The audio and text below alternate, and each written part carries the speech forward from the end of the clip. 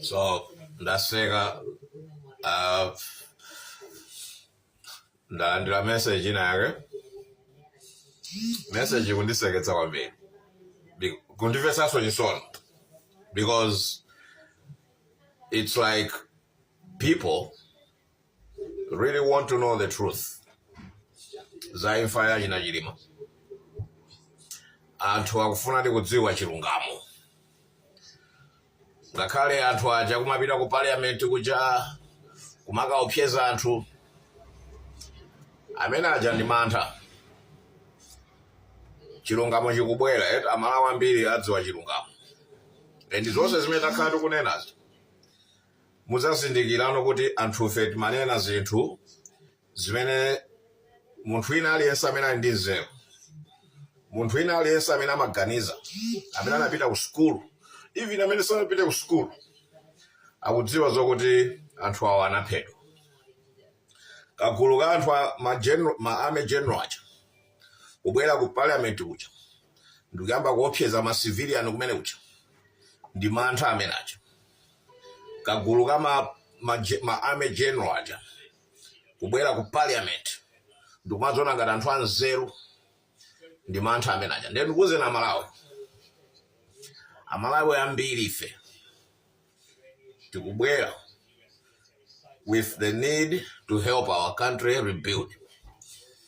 Thandiza kuti mwina tingayendetse nawo dziko lipite patsogolo. Ena tilowa ku corporate, ena private sector as we call it /corporate, ena they will go public service. And because anthu ambiri aona kuti ukalisiya dziko m'manja mwa anthu oti ndidzigawenga, inuyo anthu amene mumadzona ngati anzeru mudzalamulidwa ndi zigawenga. It's normal. Okay? Amanena kuti anthu ambiri amene mukuthawa public responsibility, you will be governed by anthu amene inuyo you despise. And who are these people? These are the undesirables. Anthu amene amapezeka kuti they don't understand how governance work. Ndichifukwa panopa tikupezeka kuti tili ndi military yoti olo ma helicopters ilibe, tili ndi military yoti ma generals alowa ndale. Now ma generals aja tisapange blame onse ayi. Paliso ma generals ena ku Malawi army amene ali ma patriots, amene ali principled generals, or they don't involve themselves in corruption. Have you noticed kuti a majority of the corrupt generals, they don't stay at the barracks anymore? Ambaumanga manyumba amongst the civilians, that's where they are staying. Because the principle of being a military man don't apply to them anymore. They are getting involved in corrupt practices together with the civilian politicians. The message ndalandira lero, anthu akupanga speculate kuti they are thinking kuti there was a man, a major. People believe that this major is not in that grave.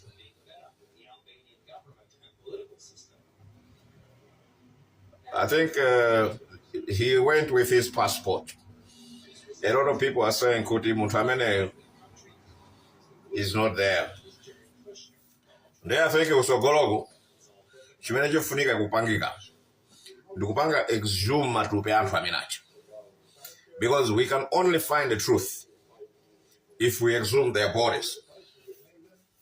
Anthu amene aja kufunika tiyatulutse, tiyabweretse poyera, apangidwenso examine again, tiyafukule, tiyapangenso re-examine. This time around, tiyapatse no proper burial with identification, kuti DNA samples, jawline, mano, everything has to be tested and checked. Kuti uyo ndi Chilima, uyu ndi wakuti, uyu ndi waputi, uyu ndi wakuti. Because anthu ena mmene mucho, it is believed they are not the ones. Now, we just want to see the truth. You know, the truth is important. Ngati mufuna dziko lipite pasogolo, kumapanga always find out bwino chilungamo. Because anthu ena akamangopsezani akufuna kubisireni zinthu. Anthu akamabwera anthu kumanena kuti ifeyo tinapanga build reputation, you know. You are involved in something that requires people to talk about.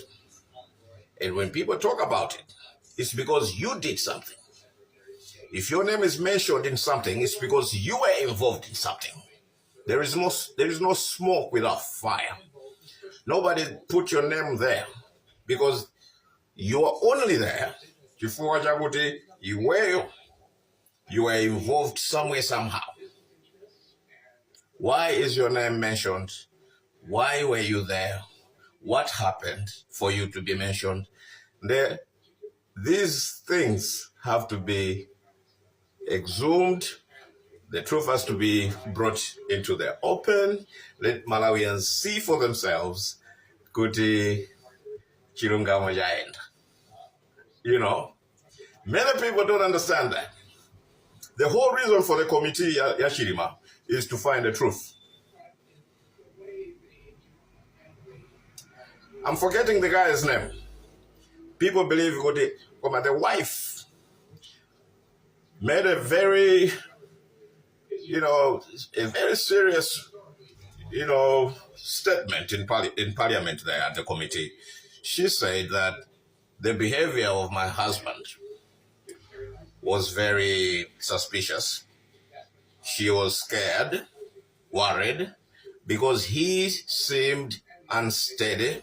He seemed paranoid, like he was, Zoses Minamapanga, zinali out of the ordinary. Garamachita manta. Garamadziwa kuti he has a task ahead of him. Garamadziwa kuti kumene akupita sakabwerapo. Munthu amene ndi major. Mudziwa anthu ambiri mukumudziwa dzina lake, Akazi ayankhulira kwambiri, and zinthu zimene zija zinapangisa kuti anthu ambiri ayambe kufunsa mafunso. Zina ndi zimene ali anthu akomwa kuti ife tinadziwa nthawi yakuti. Pamene paja zinasintha china chiliyonse.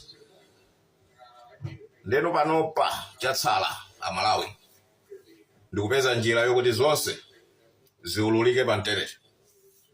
It's no longer a political matter. This is a national issue now. It concerns everyone. Koma chinthu chachikulu is to protect us in peace.